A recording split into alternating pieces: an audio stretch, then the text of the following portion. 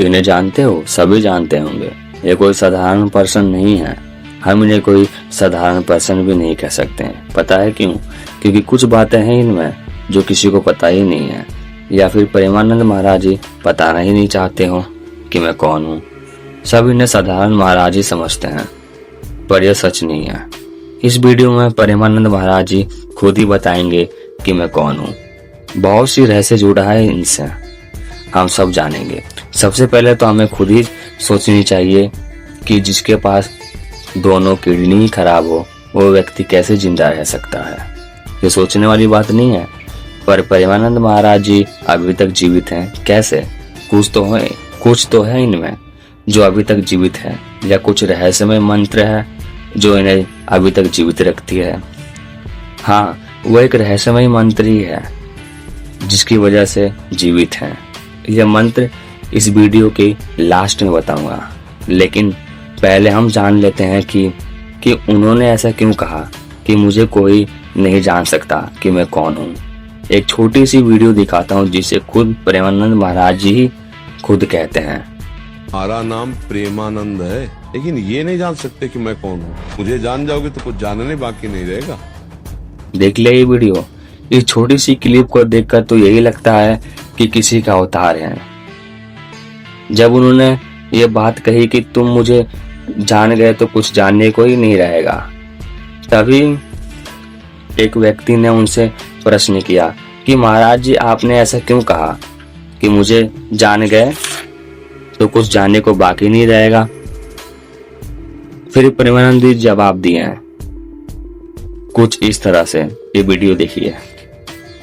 किसी साधक ने बोला था कि मैं आपको जान गया हूँ महाराज जी, तो आपने बोला था कि मुझे जान जाओगे तो कुछ और जानना बाकी नहीं रह जाएगा। महाराज जी इसका क्या अर्थ था? उन्होंने कहा आपको मैं जान गया। हमने कहा नहीं जान, क्योंकि जब जान जाओगे तो तुम बोलने लायक नहीं रहोगे ये बात कि मैं आपको जान गया, क्योंकि आपने प्रेमानंद शरीर को जाना है। जिस दिन हमारे स्वरूप को जान लोगे उस दिन ब्रह्म साक्षात्कार पुरुष हो जाओगे। देख लिया?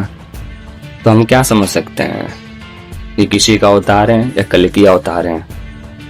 ऐसे बहुत से रहस्य जुड़े हैं बाबा जी से। एक और बात बता दूं कि जब उनका जन्म हुआ तो अपने आप ही मंदिरों की घंटियां बजने लगी, चारों ओर पेड़ की पत्तियां हिलने लगी। कई बार तो लोगों ने खुद ही देखा है अदृश्य चीजों से बात करते हुए उन्हें। बहुत कम उम्र में ही उन्होंने भगवत गीता जैसी अनेक ग्रंथों को उन्हें हासिल कर लिया था। यह कोई साधारण बात नहीं है। इतना ही नहीं, उन्होंने 13 वर्ष की उम्र में ही सांसारिक जीवन और परिवार का त्याग कर आध्यात्मिक जीवन जीने का फैसला किया। जब उनसे एक सन्यासी महाराज जी सवाल किए कि आप तो सब कुछ ठीक कर सकते हैं, सब कुछ कर सकते हो, तो प्रेमानंद जी ने कहा इससे होगा क्या, नासमंस ही रहेगा।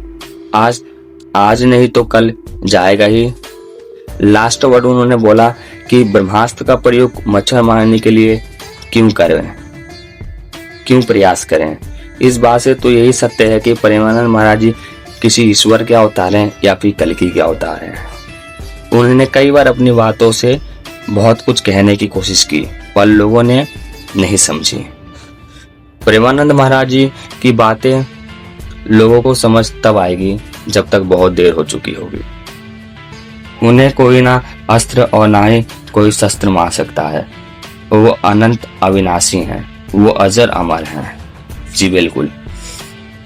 कलयुग का अवतार 4,32,000 बताया है भगवत पुराण और बाकी ग्रंथों में, लेकिन अभी तो 5,000 साल ही हुए हैं। तो एक बात ध्यान से सुनो।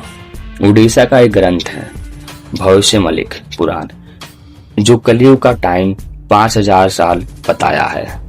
इस ग्रंथ की हर भविष्यवाणी सच होती है, चाहे केदारनाथ से रिलेटेड हो या कोरोना से।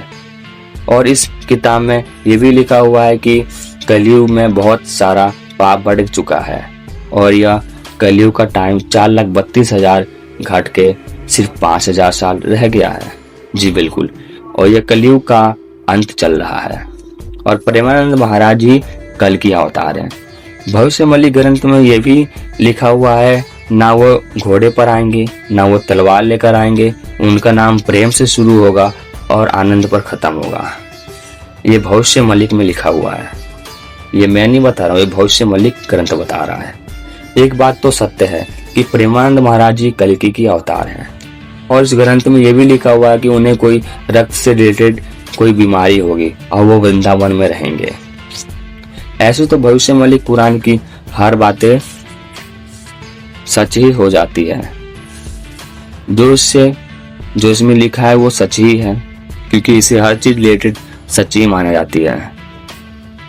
जैसे कि मैंने बोला था कि वो रहस्यमय मंत्र मैं बताऊंगा, तो ये रहस्यमय मंत्र राधे राधे है। जी बिल्कुल, इनकी वजह से ही ये जीवित है।